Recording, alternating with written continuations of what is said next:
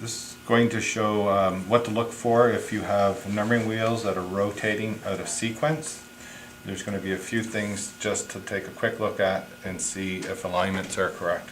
Typically, if it's not rotating correctly, it'll be an issue between the wheels and the selector teeth. They will not be aligned and causing a wheel to turn when it shouldn't, or not to turn.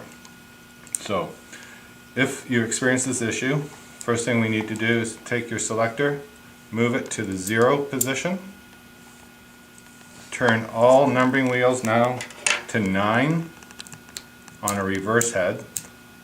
A forward head you would turn all to 0.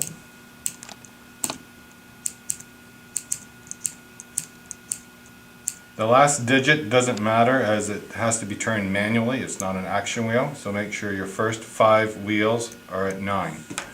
Once the wheels are at 9, we'll move the selector back to the 1s position, and as you see, it just fell in between the wheels. The next point is we just apply a slight pressure to take the pressure off the selector and the wheels. We do not want a wheel to rotate, and we move the selector with our finger in and out from between the wheels.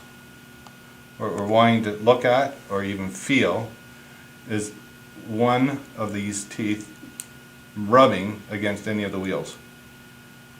If there is a tooth that's rubbing against the wheel, this will cause the wheel not to turn or to turn incorrectly. So just move back and forth slowly. Again, do not allow any of the wheels to turn over, and just move that selector in and out slowly, looking for and feeling for any rubbing on the wheels. If there is rubbing on a wheel, the selector assembly is mounted to the head by 2 slotted screws. You will need to loosen the screws just a quarter turn, and then depending on which direction you need to move the selector, you just tap it on top, which will move the selector slightly.